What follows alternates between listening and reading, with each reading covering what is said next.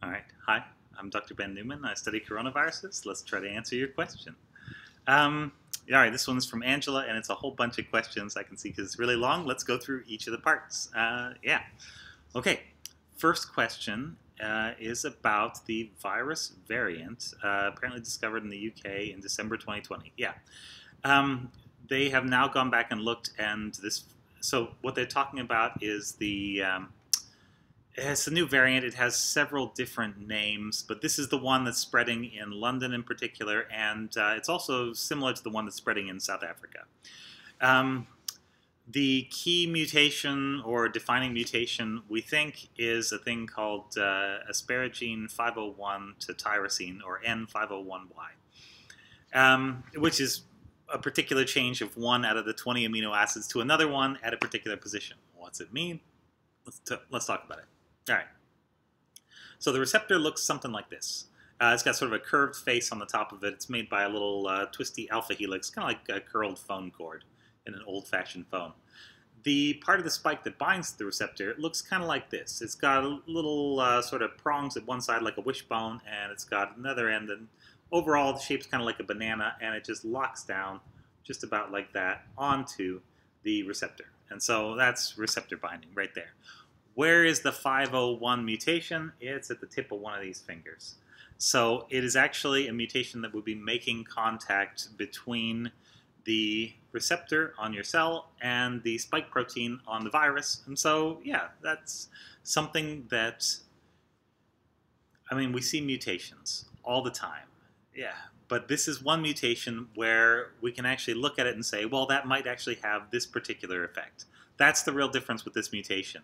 All the other mutations that we see could totally have some effect. It's just that it is difficult to predict exactly what that effect would be and how that would impact whether it spreads better, whether it causes different disease, stuff like that. So yeah, this is just one where the stuff we know happens to line up with the stuff that we find, and so there's at least a chance. All right.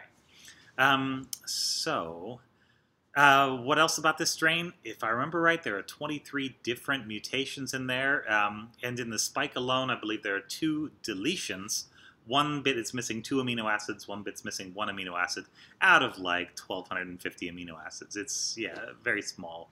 And then sprinkled through the rest of the spike, there are, if I remember right, 8 other changes. But there are different variants of this thing that would have maybe 1 or 2 more, 1 or 2 less. And it's all a question of like where you draw the invisible line around it and say, no, this virus is too far away. It's not one of the new ones. Oh, this virus is closer. It is one of the new ones. This is a strain that is spreading currently at a time when people were close together. So it's the thing that really got going in London and is starting to come down right now. But the N501Y mutation has actually been seen around the world. You had some of this coming up in late spring, early summer in the United States, and it went up for a little bit and then went back down. So if this one mutation was a world beater on its own, that virus would have probably taken off and replaced all the other viruses that we're getting now. So in that sense, I don't think this particular mutation is the full explanation.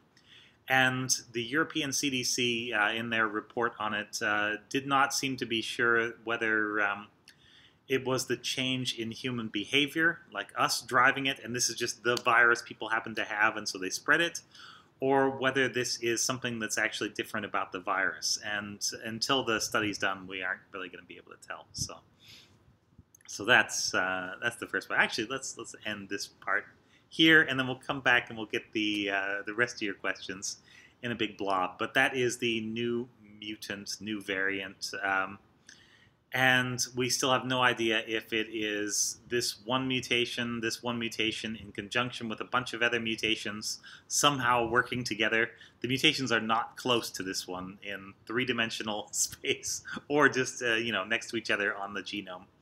They're just sort of here and there.